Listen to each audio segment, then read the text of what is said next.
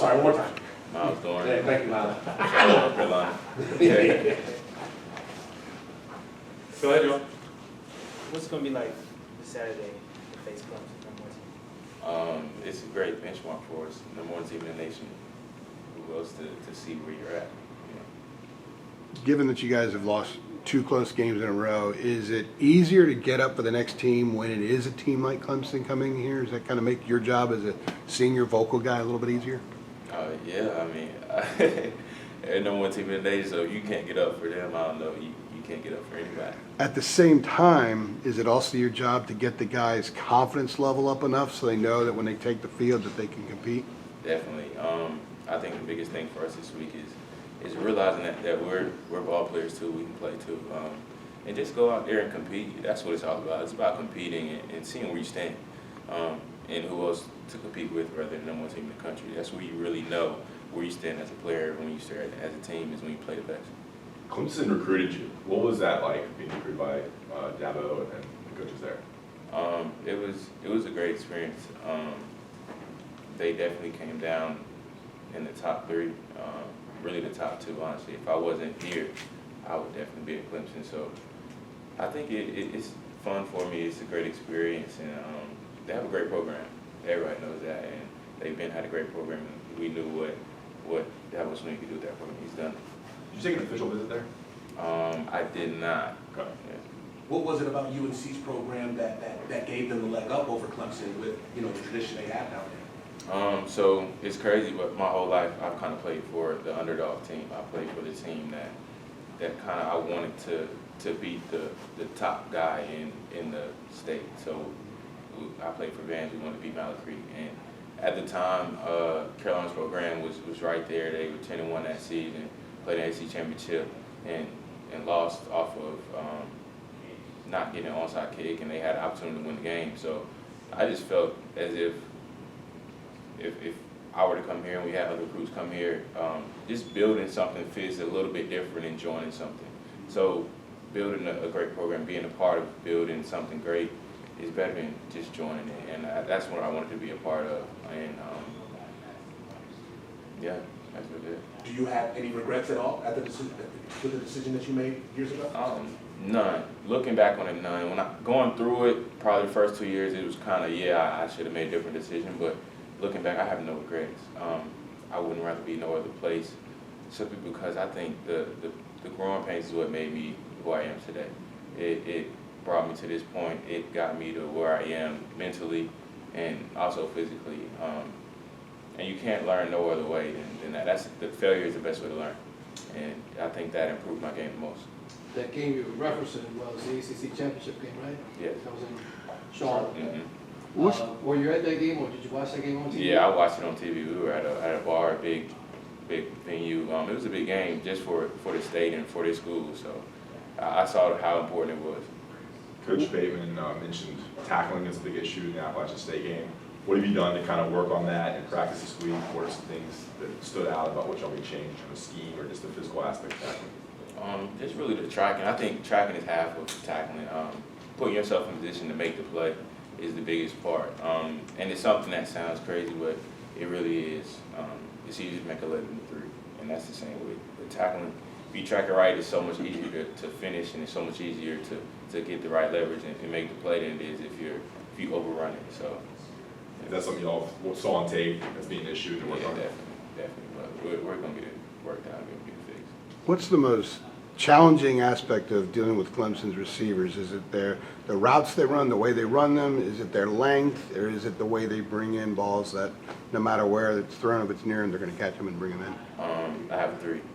They're 6'5", they're long, so that's one thing that they have. They run good routes. They're great athletes. That's 2, and they have a future #1 draft pick throwing the ball.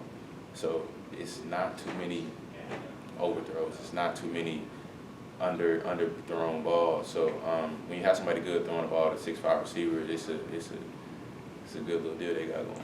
What else stands out about Trevor Lawrence and what he does that really jumps out on the tape? Just how accurate he is. It's crazy. And where he's going with the ball, he's real decisive where he wants to go. His pre-snap reads are kind of on cue. He knows what he wants to do with it, and he gets it done. Is there anything intimidating about his physical stature that you're seeing on film, you know, in addition to his intangibles and, you know, what he can do in the pocket? I wouldn't say necessarily intimidating, but he's definitely, it helps him. He's 6'5", he can run, he can move. He can do everything you want to do as a quarterback, and I think that helps him a lot. He can see downfield, he sees pressure coming, so he has everything he needs as a quarterback, but we can't let that stop us in what we do. We just have to be solid and have confidence in ourselves. Yeah. Jeremiah said earlier, you all want to shock the world. What gives y'all the confidence that y'all pull this off? I think that we're players as well. You go out and you're going to compete. If you're scared to compete, you have no place in this game.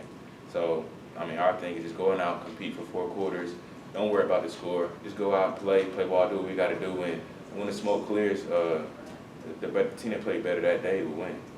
Aaron Crawford talked about the reason for some of the missed tackles last game was eye discipline and communication. So as a safety, what's your role in making sure everyone's lined up where they're supposed to be? And then when something does go wrong, how much do you take ownership of that? I think that's probably the first deal at safety is getting everybody lined up, controlling your triangle, make sure everybody knows what they're doing. And when they're not, you kind of have to take it upon yourself because, I mean, you're the quarterback on the defense. So making sure everybody's doing the right thing and everybody's on the same page is kind of what we do pre-snap. So if we're not doing it, then could you call yourself a safety?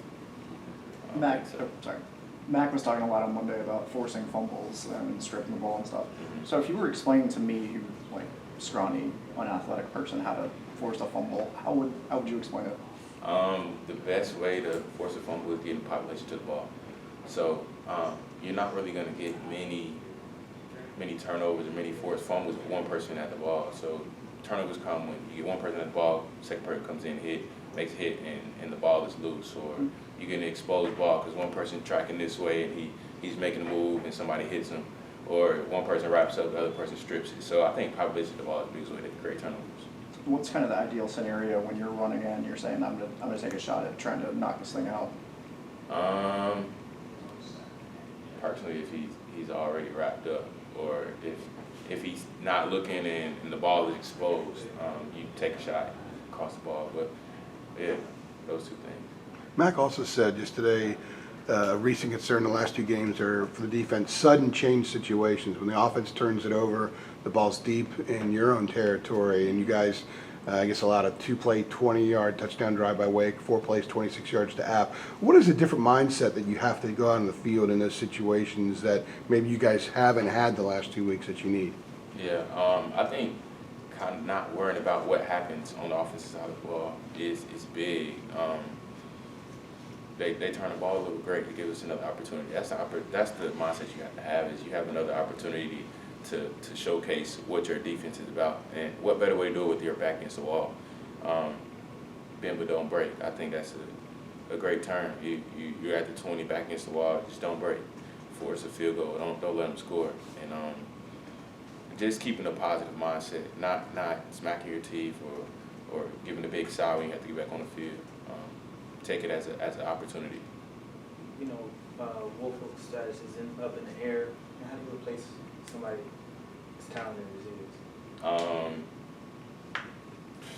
is? You just have to put somebody in place that is consistent in what they do.